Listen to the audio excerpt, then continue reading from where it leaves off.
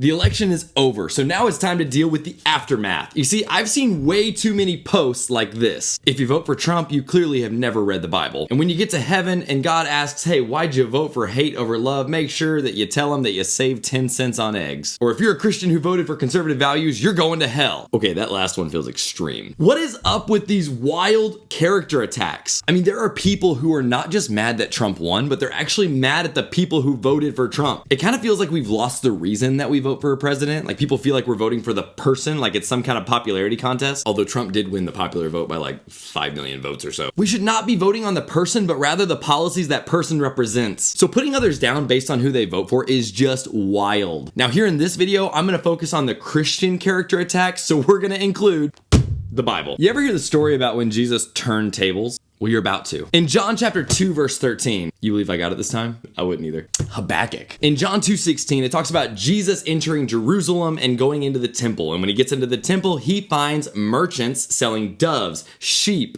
all these sacrificial animals. Now, Jesus saw that the merchants were taking advantage of the need for sacrifice during this time. Not only that, but Jesus saw that it was being done in his Father's house, the temple, and got mad. So Jesus begins turning over money tables. He makes whips and drives out the people and the animals from the temple. Now you've got to be wondering, what in the world does this story have to do with what's going on right now? Well, a lot of the posts that I read off, and many more that I didn't, are really focused on a Christian's desire for peace and love. But that is not everything that a Christian desires. Christians showed up to vote based on a hope for a better future for America. Trump's political policies are that better future, and a majority of Americans clearly think that. Yet time and time again, people are posting online trying to sell this image of a hateful person, right? If you voted for him, you voted for hate. Keeping in mind that no, we did not vote for a person, we voted for the policies they represent. And to be clear, if there was any hate voted for, it was that the people really hated the direction the country was going. So chill with the character attacks and stop trying to sell us on an image and morality that we just don't agree with. And no, Christians are not going to start walking into places and turning tables. But tables will be turned, just